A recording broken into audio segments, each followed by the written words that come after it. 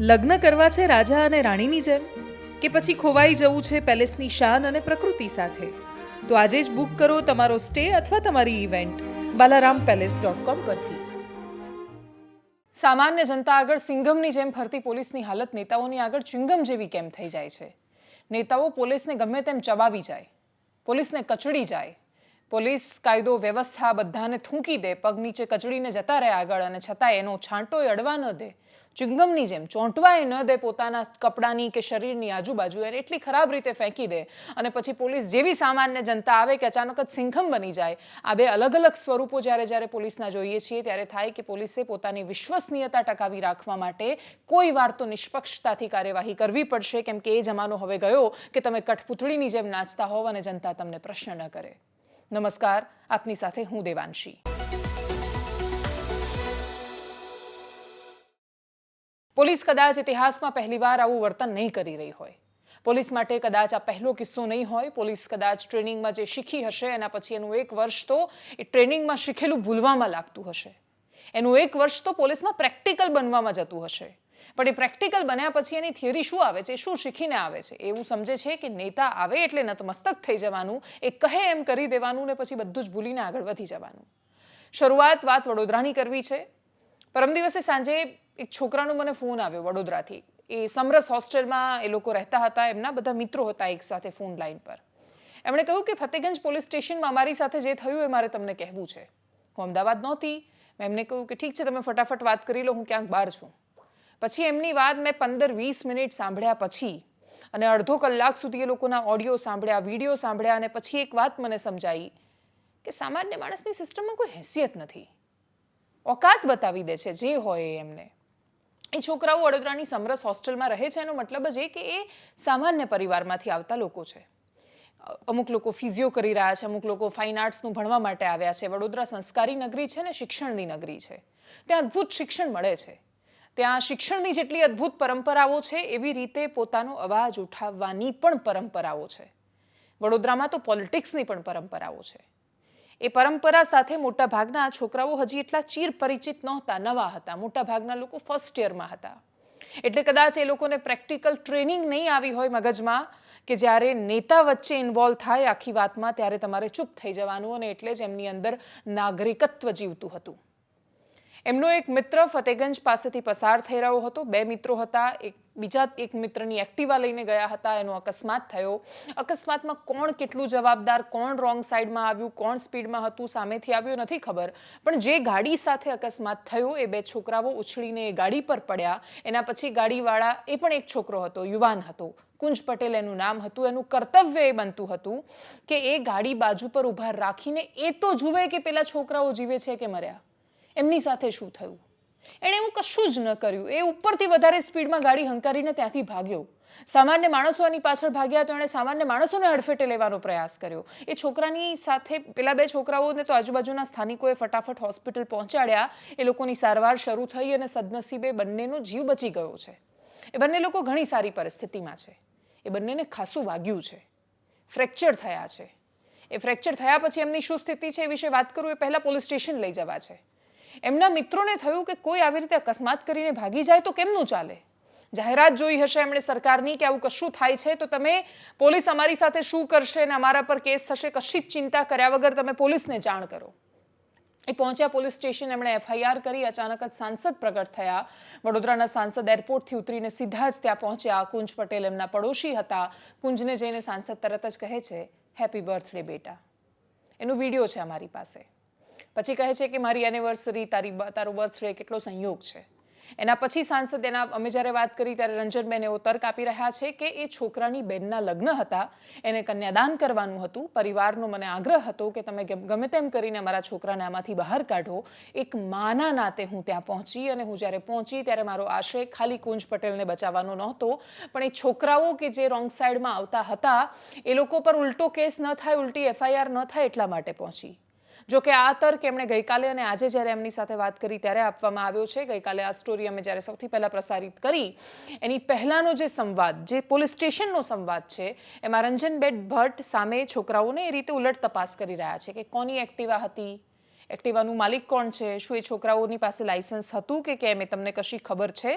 ના, હું માનું છું કે કુંજે જે કર્યું છે એ ખોટું જ છે, પણ હું હોઉં તો હું કેસ ન કરું, કેમ કે તમારે સાથે બેસીને એનું સોલ્યુશન લાવવાનું હોય.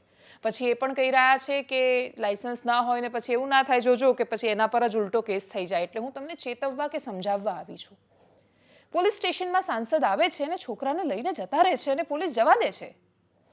એવું પણ છોકરાઓએ કહ્યું કે FIR-માંથી નામ હટાવી દીધું. પોલીસે હટાવી પણ દીધું.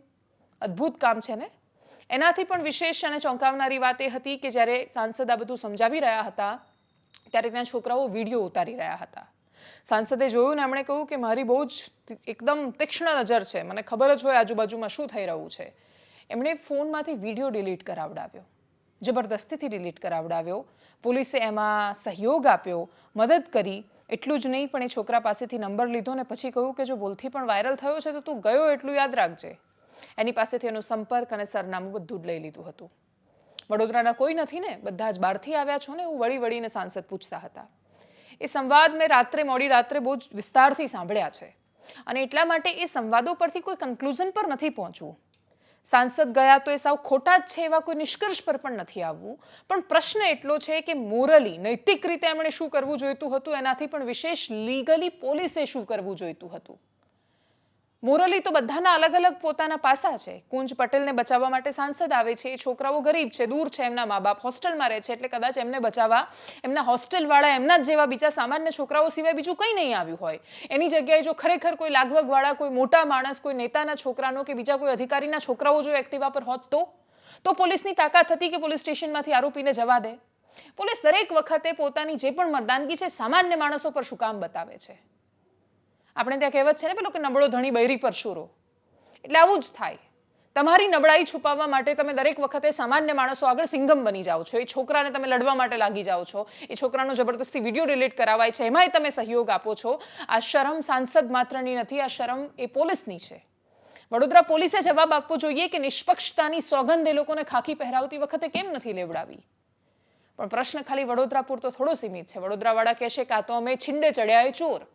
આજે આ પકડાયું એટલે તમે અમને પ્રશ્ન કરી રહ્યા છો. બાકી બધી જગ્યાએ ક્યાં જાય છે એ પ્રશ્નો?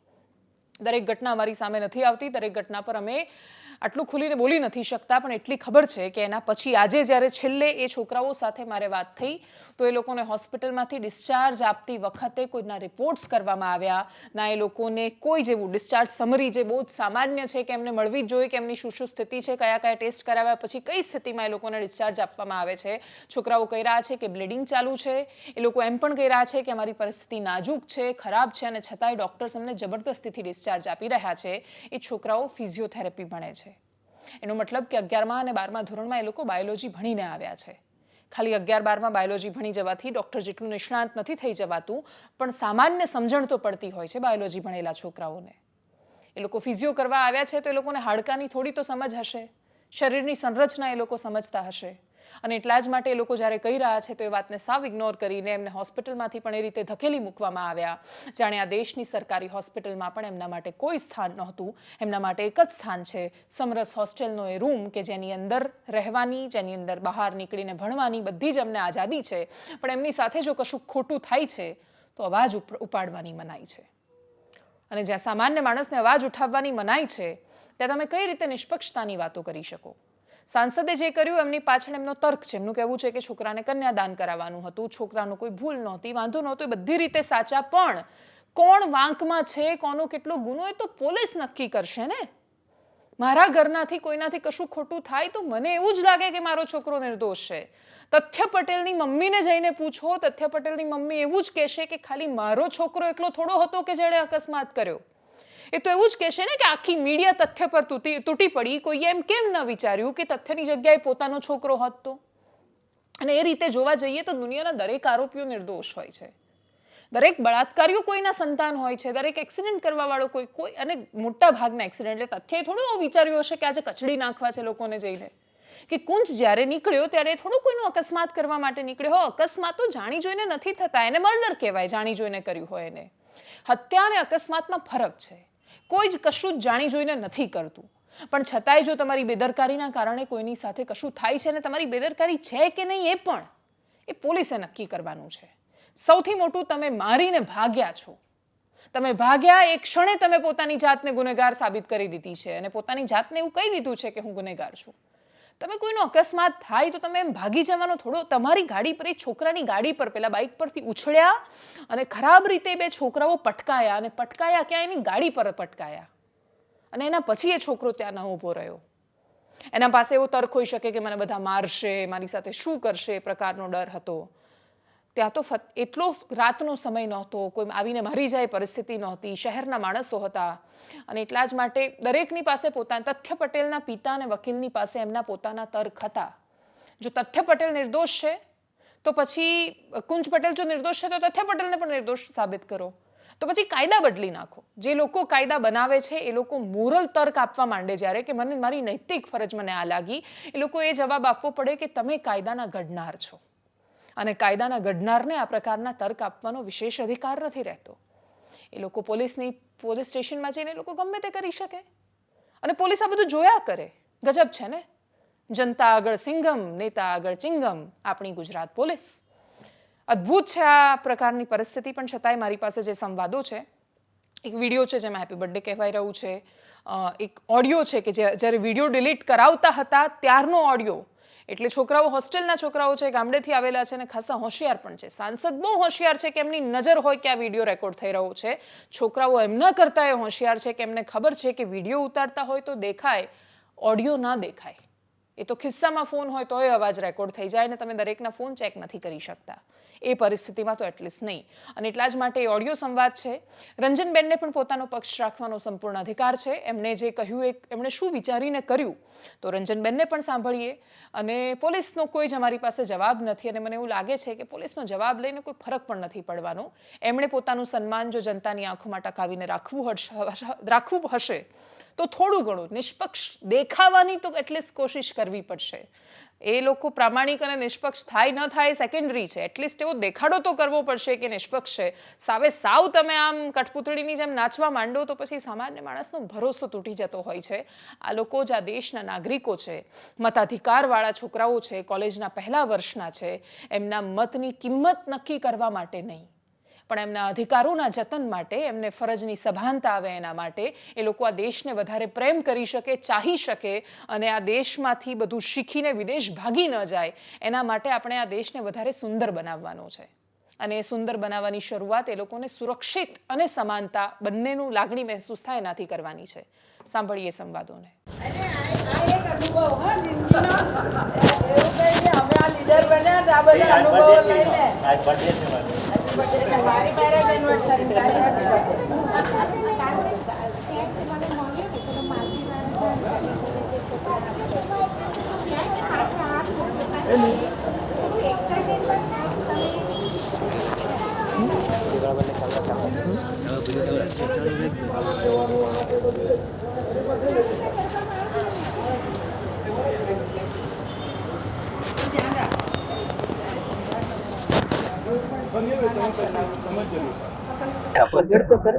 એટલે મારી જોડે એવું હોય કે તું એવું કે તમારા છોકરાને થાય તો પોલીસ કેસ પહેલા ના જ કરું. પહેલા તું એને સારવાર કરવા માટે એ જ કહું છું કે જે જગ્યાએ એક્સિડન્ટ થયો, બરાબર, તમને ખબર છે કે મેં પેલા છોકરાનો એક્સિડન્ટ થયો, તેમ છતાં તમારી પ્રાઇમરી રિસ્પોન્સિબિલિટી છે કે હું ગાડી ઊભી રાખું, પેલાને જુઓ. એ લોકોની ભૂલ જ છે. એટલા માટે જ કહું છું મેમ, અમને કોઈ દિવસ કોઈના પર કોઈ સાથે એવું ના હોય, પણ છોકરો સિરિયસ હતો કેટલો. અમે તો લાઈવ જોયો, જે લોકો લાઈવ જોયો છે એમને લાઈવ ક્લિક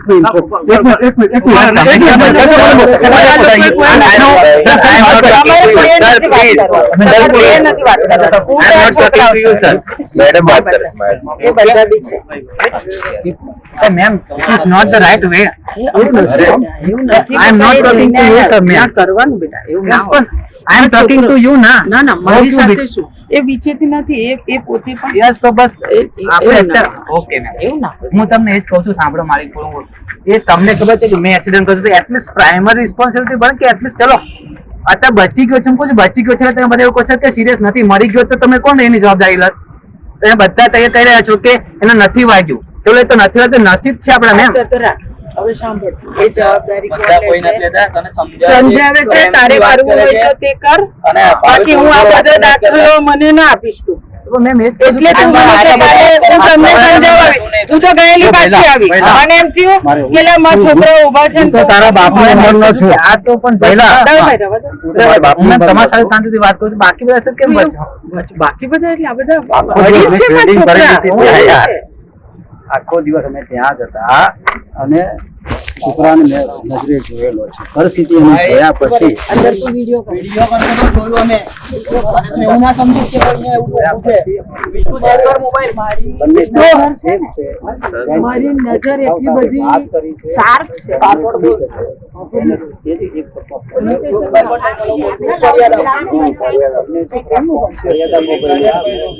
એક સારી રીતે તમારી સાથે એક બેન મળવા આવે છે એફઆઈઆર કરો ત્યારે તમે એ બી ધ્યાન રાખવું જોઈએ કે મારા જે ચલાવવા વાળો દીકરો છે એની પાસે પ્રોપર પેપર છે એવું ના થાય કે તમે કરવા જાવ ને ઊંધું ને થઈ જાય ઊંધું સમજ્યા તમે હું તો તમારે જો મારા માટે તમે બી એટલા જ છો મારા માટે એ પણ એટલો છે અને હું સાંભળો આની જગ્યા પર તમારો કોઈ છોકરો હોય કે સપોઝ એક્ઝામ્પલ દીકરા હું મારો છોકરો હોય ને તો પોલીસ કેસ ના કરું શું કહું છું મેમ એમ સાંભળ હું ન કરું એટલા માટે ન કરું પોલીસ કેસ ક્યારે કરે સામેવાળો માણસ એક બેસવા તૈયાર ના હોય દિમાગથી ભર્યો હોય મારા દીકરાને વાગ્યું છે તો મારા દીકરાને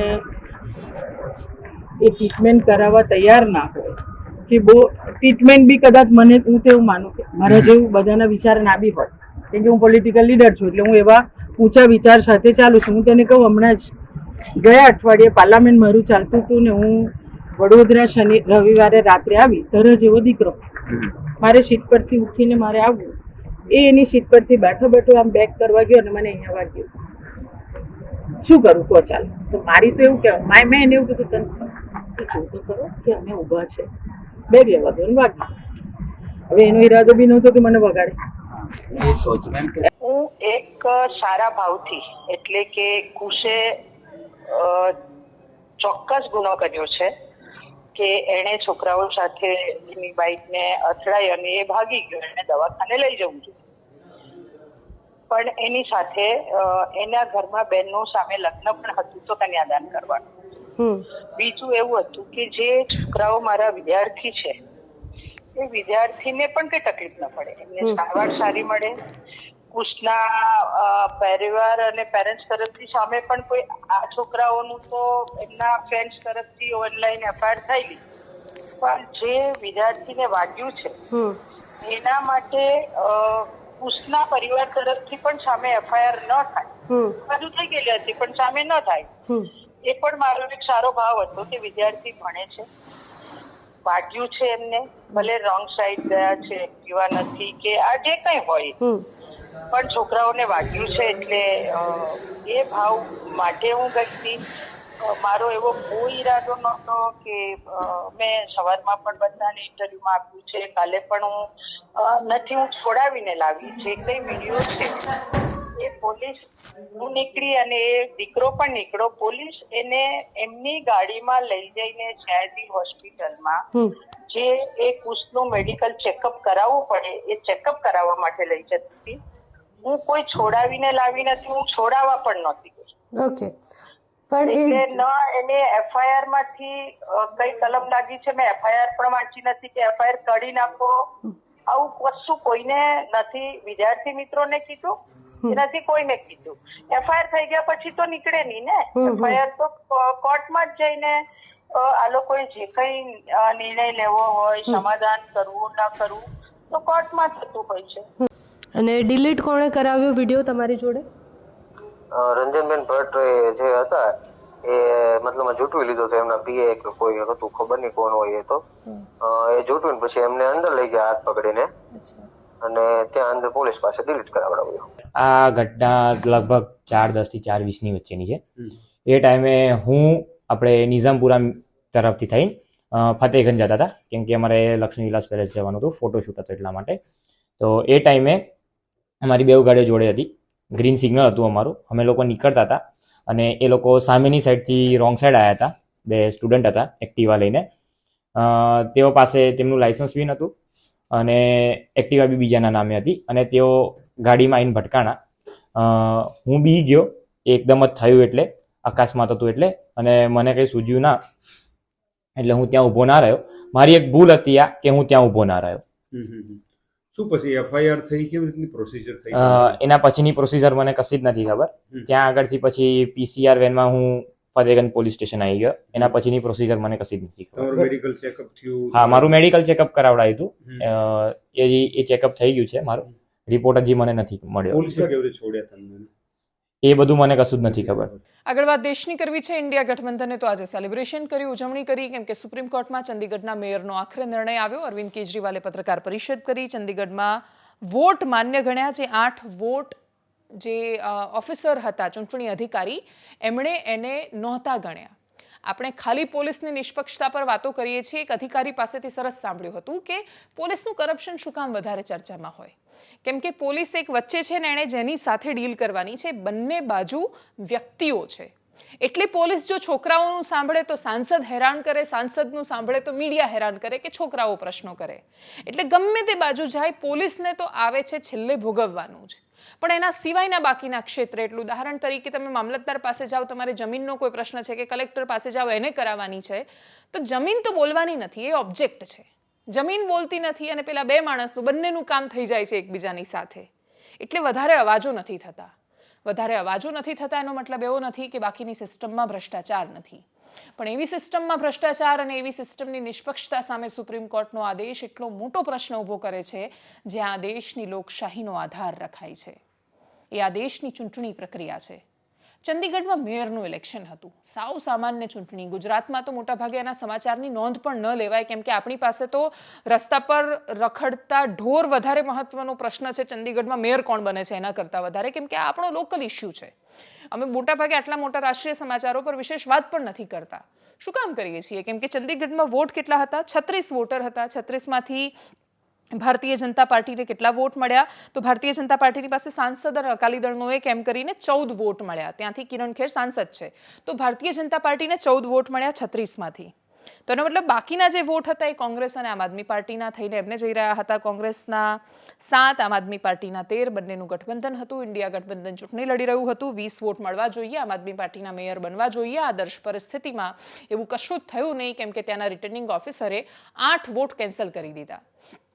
શું કહીને કેન્સલ કર્યા? તો કાગળ બગડેલા છે, વળેલા છે, ખેંચીને લીધા હતા, શાહીના ડાઘ છે. હવે શાહીના ડાઘ પાડતા રિટર્નિંગ ઓફિસર તો સીસીટીવીમાં દેખાઈ ગયા અને પણ પાછા આમ સીસીટીવીમાં જોઈ રહ્યા હતા. સુપ્રીમ કોર્ટમાં ચીફ જસ્ટિસ જ્યારે આ મામલે સુનાવણી કરી રહ્યા હતા ત્યારે સીજેઆઈએ તો એવું પણ કહ્યું કે દરેક સ્ક્રીન પર આ વિડીયો પ્લે કરો, જેથી એન્ટરટેનમેન્ટ, મનોરંજન બધાને મળવું જોઈએ કે આ દેશના ચૂંટણી અધિકારી કરી શું રહ્યા છે, તમે જુઓ. મામલો સુપ્રીમ કોર્ટમાં ગયો. એના પછી ભારતીય જનતા પાર્ટી અને બાકીના લોકોએ કહ્યું, પંજાબ સરકાર તરફથી પણ જે લોકો આવી રહ્યા હતા દલીલ માટે, મોટાભાગના લોકો એવું કહ્યું ત્યાં ભારતીય જનતા પાર્ટીના પક્ષવાળા કે ભાઈ ચૂંટણી ફરીથી કરાવી દો, એક કામ કરો.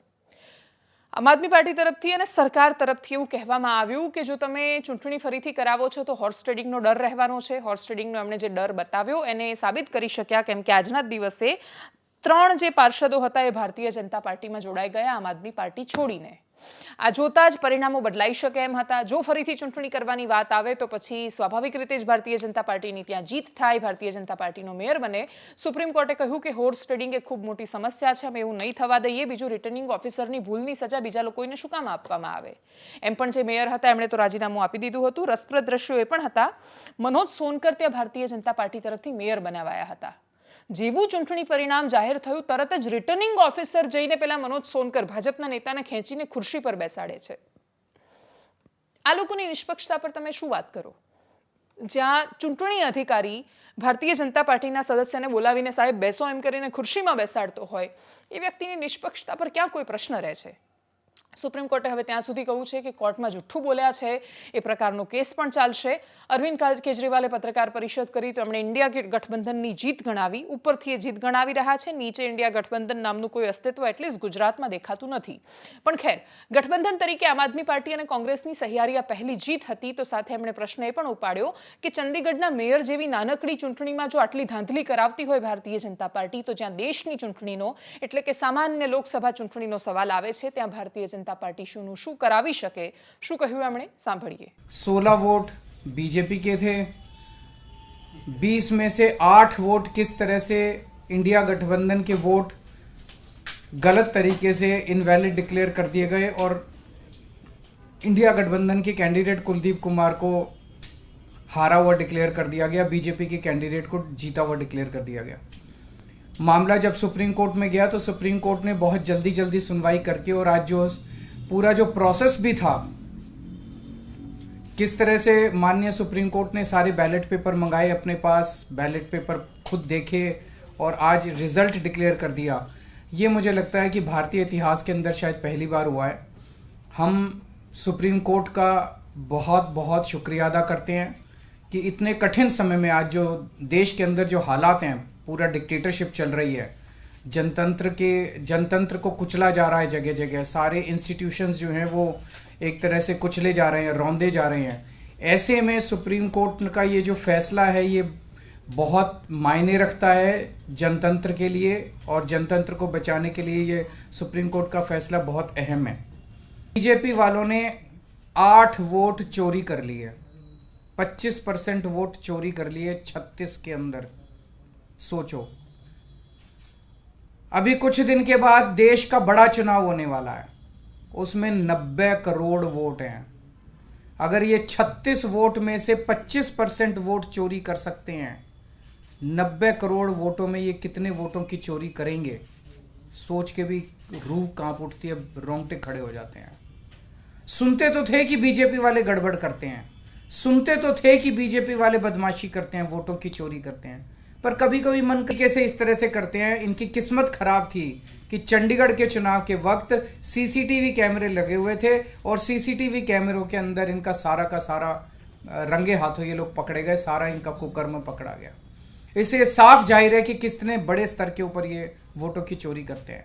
अब बड़ा मसला ये है, पूरे देश को सोचना पड़ेगा कि अगर जनतंत्र नहीं बचेगा तो कुछ नहीं बचेगा। आज जितनी कॉन्फिडेंस के साथ ये कह रहे हैं 370 सीट आएंगी, 370 सीट आएंगी, एक तरह से देश के लोगों को चैलेंज कर रहे हैं ये लोग कि तुम्हारे वोट की जरूरत नहीं है हम लोगों को, हमारी तो आ रही है 370 सीट। तुम्हारे वोट की जरूरत नहीं है हम लोगों को, हमारी तो आ रही है 370 सीट। अगर उन्हें इतना कॉन्फिडेंस है 370 सीट का, कहां से आ रहा है ये confidence? Justice J B. Pardiwala, justice Manoj Mishra અને CJI ડીવાય ચંદ્રચૂડ, આ 3 જજની બેચ હતી કે જેમણે આ ચુકાદો આપ્યો હતો. આ ચુકાદો આવ્યા પછી અરવિંદ કેજરીવાલની આ પ્રકારની પ્રતિક્રિયા ખૂબ સ્વાભાવિક હતી. પણ અરવિંદ કેજરીવાલ એક બાજુ જ્યારે ઉપર એવી વાત કરતા હોય કે ઇન્ડિયા ગઠબંધનની આ જીત છે, નીચે આમ આદમી પાર્ટી એક પછી એક બેઠકો પર પોતાના ઉમેદવારો જાહેર કરી રહી છે. એક પછી એક જ્યારે તમે ગઠબંધન વગર કોઈ લિસ્ટ આવ્યા વગર ડાયરેક્ટ જ જાહેર કરો છો તો એનો મતલબ કે તમે ગુજરાતમાં ગઠબંધન સાથે ચૂંટણી નથી લડવા માંગતા. એક બાજુ પંજાબમાં મુખ્યમંત્રી કહે છે કે અમે ઉમેદવારો જાહેર કરી દઈશું અને એટલા જ માટે દરેક લોકો કોંગ્રેસને ગોળ ગોળ ફેરવી રહ્યા છે. કોંગ્રેસ ગોળ ગોળ ફરી શું કામ રહી છે? કોંગ્રેસની આશા અને કેન્દ્રબિંદુ રાહુલ ગાંધી અને રાહુલ ગાંધીની ભારત જોડો યાત્રા પર મંડાયેલું છે. ખબર નથી કે લોકો રાહુલ ગાંધીની આ પ્રકારની પ્રતિક્રિયાઓથી ખુશ થતા હશે કે કેમ, પણ રાહુલ ગાંધી જે પ્રતિક્રિયાઓ આપી રહ્યા છે એ અત્યાર સુધી કોંગ્રેસ પાર્ટીની અથવા રાહુલ ગાંધીની એમણે જે છબી બનાવી હતી કે શાંત છે, સજ્જ છે, સંયમિત છે, ખોટું નથી બોલતા, જોરથી નથી બોલતા, તોછડાઈથી નથી બોલતા, અપમાનજનક ભાષામાં નથી બોલતા, એ બધી જ ભ્રમણાઓને તોડી રહી છે. એક પત્રકારની સાથે વાત કરતા કરતા રાહુલ ગાંધી એટલી હદે ગુસ્સે થઈ ગયા અને પ્રશ્ન બહુ જ સામાન્ય હતો. એમણે કહ્યું, તારું નામ શું છે? તારા માલિકનું નામ શું છે? તારા માલિકનું નામ શું છે? એમ કરતા કરતા રાહુલ ગાંધી રીતસરથી રાડો પાડવા માંડ્યા, બૂમો નાખી. એમણે ખૂબ જ ગુસ્સાથી અને આક્રમકતાથી બોલ્યા અને પછી પ્રશ્ન પૂછ્યો કે શું એ ઓબીસી છે, શું એ એસસી છે, શું એ એસટી છે. એમણે પોતાનું સ્ટેન્ડ છે સ્પષ્ટ કરી દીધું છે. આ દેશમાં ઓબીસી, એસસી અને એસટીના વોટ એમને જોઈએ છે. એના માટે એ આખી ચૂંટણીને જાતિના એ ગુચ્છા તરફ વાળી રહ્યા છે. જાતિનો એક ગુચ્છો એમને કેટલી મદદ કરી શકશે ખબર નથી, કેમ કે ત્યાં સ્પર્ધા ખાસી છે ને. તમારે ઉત્તર પ્રદેશમાં બહેન માયાવતીની સામે છે, તમારે લડવાનું છે. સ્થાનિક પક્ષો છે, સમાજવાદી પક્ષ છે. તમે પંજાબમાં જશો, તમારા મુસ્લિમ વોટર છે તો એ પણ ટીએમસીમાં વહેંચાઈ જવાના છે. એ સિવાય પણ ઘણી બધી બાબતો છે અને એટલા જ માટે એ સ્પર્ધાની વચ્ચે સૌથી મોટા દાવેદાર બનીને કદાચ કોંગ્રેસ ઉપસીને આવવા માંગે છે. બીજો એક વિડીયો પણ ઉત્તર પ્રદેશની સભાનો છે. એમણે કહ્યું કે ભારતીય જનતા પાર્ટી શું કરશે તો અમિતાભ બચ્ચનને બોલાવી લેશે, ઐશ્વર્યા રાયને નચાવી દેશે. એ જ્યારે આ બધું જ બોલી રહ્યા હતા ત્યારે કેમ ભૂલી ગયા કે જેની સાથે ચૂંટણી લડવા માંગતા હતા એવા સમાજવાદી પક્ષમાંથી, એટલે કે અખિલેશ યાદવના પક્ષમાંથી જયા બચ્ચન સતત ચૂંટાઈને જાય છે. પરિવારમાંથી જ્યારે તમે ઐશ્વર્યા રાય અને અમિતાભ બચ્ચનનું નામ બોલી રહ્યા છો અને ઐશ્વર્યા રાય કો નચા દેંગે એવું જ્યારે બોલી રહ્યા છો, જે અપમાનજનક લાગે એ રીતે બોલી રહ્યા છો, ત્યારે તમે જયા બચ્ચનનો ઉલ્લેખ કેમ નથી કરતા? એ સિવાયના કોંગ્રેસના નેતાઓ કે જે આ પ્રકારના બેકગ્રાઉન્ડમાંથી રહ્યા છે, બોલિવૂડમાંથી તો કેટલાય એવા નેતાઓ છે કે જે કોંગ્રેસમાં રહ્યા છે. સૌથી મોટું ઉદાહરણ સુનિલ દત્ત જેવા નેતાઓ છે કે જે અદ્ભુત રાજનેતા અને અદ્ભુત કલાકાર બંનેનું જબરદસ્ત સંયોજન રહ્યું. આજ અમિતાભ બચ્ચનના રાજીવ ગાંધી સાથે આટલા સારા સંબંધો હતા. જ્યારે સંબંધો સારા હતા ત્યારે એ પરિવાર બહુ જ સારો હતો, ત્યારે સભાઓ કરતા હતા, ત્યારે તમે અમિતાભ બચ્ચન માટે આ પ્રકારની ટિપ્પણી કરતા હતા. અમિતાભ બચ્ચન અને પરિવારનો ઝુકાવ જો હવે નરેન્દ્ર મોદી બાજુ છે તો એ લોકો માટે આ પ્રકારના શબ્દો ઉચ્ચારવાથી કોંગ્રેસને કેટલો ફાયદો મળશે ખબર નથી. જે પણ ટિપ્પણી કરી રહ્યા છે એમને કેટલો રાજનીતિક ફાયદો અપાવશે એ પણ ખબર નથી. પણ રાહુલ ગાંધીની અત્યાર સુધીમાં ભલે ભારતીય જનતા પાર્ટીએ પપ્પુ ઇમેજ ઊભી કરવાની કોશિશ કરી, પણ છતાં એક વિશાળ વર્ગ દેશનો એવો હતો કે જે માનતો હતો કે રાહુલ ગાંધી સૌમ્ય છે, સંયમિત છે, ભાષા પર એમની મર્યાદા છે અને પરિવારની આમન્યા એ તોડતા નથી. એ બધી જ આમન્યાઓ એક પછી એક ભારત જોડો યાત્રામાં તોડી રહ્યા છે. તૂટતી આમન્યાઓ રાહુલ ગાંધીને એ જ સ્તર પર લાવીને મૂકી દેશે જ્યાંની સ્પર્ધા બહુ ભયાનક છે. એ સ્પર્ધામાં ટકી રહેવા માટે હજુ કેટલા નિમ્ન સ્તર સુધી રાજનીતિ જશે. સૌથી દુઃખ તો એ જનતા માટે થઈ રહ્યું છે કે જે જનતાએ પસંદ એ રીતે કરવાનું છે કે આટલા બધા છે, એમાંથી સૌથી ખરાબ કોણ? સારાનો તો ઓપ્શન જ નથી આવતો એની પાસે. જે સૌથી ઓછો ખરાબ એ મારી પસંદ, એ રીતે જનતા જ્યારે પસંદ કરવાની હોય ત્યારે આપણે રાજનીતિ અને ભારતીય લોકશાહી માટે આગળ કયા સપનાની વાત કરી રહ્યા છીએ? પ્રશ્ન છે. રાહુલ ગાંધીના એ બંને નિવેદનને સાંભળીએ. मीडिया के आप, नाम क्या आपका? हाँ, आप शिव प्रसाद जी हैं. आपके मालिक का क्या नाम है? आपके मालिक का क्या नाम है? क्या नाम है? नाम बताओ, नाम बताओ. ओए मारो मत यार, मारो मत उसको, मारना नहीं है, मारना नहीं है. नाम बताओ उसका. वो ओबीसी है? नहीं. वो दलित है? नहीं. वो आदिवासी है? नहीं. अरबपति है वो. आपने कभी भैया उसको मारो मत बेचारे को. भैया आप आ जाओ यहां, आ जाओ, आ जाओ. डरना नहीं है, इसको बुलाओ. आ जाओ, आ जाओ, आ जाओ. मारना नहीं है इसको. आओ इधर, इधर आओ भाई. उसमें एक तरफ ऐश्वर्या राय नाचती हुई दिखेगी, डांस होगा वहां पे. दूसरी तरफ बल्ले बल्ले करके अमिताभ बच्चन निकलेंगे. અને છેલ્લે વાત ગુજરાત રાજ્યની વિધાનસભાની કરીએ. ગુજરાત રાજ્યની વિધાનસભાની લોબીની અમુક તસવીરો વાયરલ થાય છે, જેમાં જિગ્નેશ મેવાણી હોય કે શૈલેષ પરમારે, ભારતીય જનતા પાર્ટીના પૂર્વ અધ્યક્ષ, વિધાનસભાના પૂર્વ મંત્રી, ખૂબ વરિષ્ઠ નેતા રમણલાલ વોરા સાથેની એમની તસવીરો છે. ભાજપ કોંગ્રેસના પ્રેમની ચર્ચાઓ થઈ જ રહી હોય ત્યાં અચાનક જ કોંગ્રેસ વોકઆઉટનો નિર્ણય કરે છે. નકલી કચેરી પર પ્રશ્નની વાત હતી. પ્રશ્ન કરવામાં આવ્યો. પ્રવક્તા મંત્રીએ એમને કહ્યું કે તમે પેટા પ્રશ્ન ઉઠાવી શકો છો, પણ આ રીતનું વર્તન અયોગ્ય છે.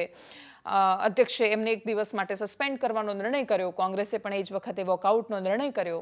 બીજી ચર્ચા એ પણ થઈ કે શિક્ષણ મંત્રીએ કહ્યું કે 9 અને 10મા ધોરણમાં અમે વૈદિક ગણિત ભણાવીશું. અમિત ચાવડાએ અને કોંગ્રેસના નેતાએ ઇનફેક્ટ પૂછ્યું કે ભણાવશો કેવી રીતે? શિક્ષકો છે તમારી પાસે. વિધાનસભામાં દરરોજ થતું હોય છે. જેમ લોકસભા આપણને જોવા મળે છે એવી રીતે વિધાનસભા જોવા નથી મળતી. યુપીની વિધાનસભા જેમ જોવા મળે છે, બિહારની વિધાનસભાના દ્રશ્યો હમણાં આપણે જોયા હતા, ત્યારે આપણને આખું ભાષણ આપણે કેવી રીતે જાણી શક્યા? લાલુ પ્રસાદ યાદવના દીકરા તેજસ્વી યાદવનું એ ભાષણ આપણે એટલે જોઈ શક્યા કેમ કે એ ભાષણ બિહાર વિધાનસભામાં આવે છે, ત્યાં લાઈવ બતાવાય છે. આમાં બતાવાતું નથી એટલે આપણને બહુ ખબર નથી પડતી. બાકી ચર્ચાઓ બહુ રસપ્રદ થતી હોય છે. વોકઆઉટના કે પછી નેતાઓ બહાર આવીને જે વાત કરતા હોય છે એના વિડીયો સામે આવતા હોય છે. અમુક વિડીયોના અંશો લોકશાહીના ધબકારાના સ્વરૂપે પણ આવતા હોય છે, પણ એ જેટલા બતાવવાના હોય એટલા આવતા હોય છે સામાન્ય રીતે. આ વિષયમાં શું પ્રશ્ન કરાયો, શું જવાબ મળ્યો, એના વિશે તો ખાલી વાતો છે. બહાર આવીને વોકઆઉટ પછી કોંગ્રેસના ધારાસભ્યોએ શું કહ્યું સાંભળીએ એમને. પ્રધાનમંત્રીશ્રીની ડિગ્રી નકલી હોવા બાબતનો વિવાદ તો ચાલે જ છે, પણ ગુજરાતમાં નકલી ટોલ નાકું પકડાય, નકલી અધિકારીઓ પકડાય, નકલી ધારાસભ્ય પકડાય, નકલી ધારાસભ્યના પીએ પકડાય, સીએમઓનો અધિકારી નકલી પકડાય, પીએમઓનો અધિકારી નકલી પકડાય, નકલી સિરપ પકડાય, માતાજીના પ્રસાદમાં નકલી ઘી પકડાય, નકલી ચલણી નોટો પકડાય, બધું જ નકલી પકડાઈ રહ્યું છે. ત્યારે આ સરકારમાં લાજવાને બદલે ગાજી રહી છે. આજે વિધાનસભામાં અમારા સિનિયર ધારાસભ્ય માન્ય તુષારભાઈનો પ્રશ્ન હતો કે નકલી કચેરીઓ ખોલી અને જે આદિવાસી સમાજના વિકાસ માટેનું બજેટ છે એને બારોબાર ઘર ભેગું કરવાનું જે આખું ષડયંત્ર ચાલતું હતું એ બાબતે સરકાર શું કરે? તો સરકારે પહેલાં તો એમ કીધું કે આવી કોઈ કચેરીઓ અમારા વિભાગ હસ્તક નથી ખુલી, અને ફરી એ જ પ્રશ્નના જવાબમાં મંત્રીશ્રી સ્વીકારે છે કે આ કચેરીઓ 2017થી ચાલતી હતી ને 2024માં પકડાઈ, એટલે 8 વર્ષ પછી સરકારને ખબર પડી કે નકલી કચેરી ચાલે છે. અને આ તો એક છોટા ઉદેપુર જિલ્લામાં જ 5 કચેરીઓ ચાલે છે. દાહોદના આખા ગુજરાતમાં અનેક જગ્યાએ આવી નકલી કચેરીઓ ચાલે, અને આ એક જ જિલ્લામાં આ નકલી કચેરી મારફત 21 કરોડ રૂપિયાનું ચૂકવણું સરકારે સીધું કર્યું છે. એટલે સરકારના એકાઉન્ટમાંથી જ્યારે એકાઉન્ટ ટુ એકાઉન્ટ પૈસા ચૂકવાતા હોય તો અસલી લોકોની સામેલગીરી વગર આ નકલીઓ ફાઈ શકે નહીં. અને એટલા જ માટે અમે પૂછ્યું કે અસલી લોકો કોણ છે? સરકારમાં બેઠેલા કોઈ મંત્રી સંડોવાયેલા છે? સરકારમાં બેઠેલા કોઈ સચિવ સંડોવાયેલા છે? કોઈ ઉપલી અધિકારીઓ સંડોવાયેલા છે? આ અસલી લોકો કોને બચાવે છે? આ અસલી લોકોના સાહ સહકાર, મેળાપીપણાને આશીર્વાદ વગર આ નકલી કાંડો ક્યાંય ચાલી શકે નહીં. 8 વર્ષથી નકલી કચેરીઓ ચાલે છે. ઘણા લાંબા સમયથી નકલી ટોલ નાકું ચાલતું હતું. ઘણા લાંબા સમયથી નકલી દારૂ વેચાય, નકલી ઘી પ્રસાદ બનતો હોય. તો આ બધું નકલી ચાલે છે, તો એમાં અસલી લોકો કોણ જવાબદાર છે એનો જવાબ આપો. એનાલિસિસમાં અત્યારે બસ આટલું જ. જો આપ અમને યુટ્યુબ પર જોઈ રહ્યા છો તો સબસ્ક્રાઇબ કરો, ફેસબુક પર જોઈ રહ્યા છો તો ફોલો કરો, અમારા વિડીયોને શેર કરો. નમસ્કાર.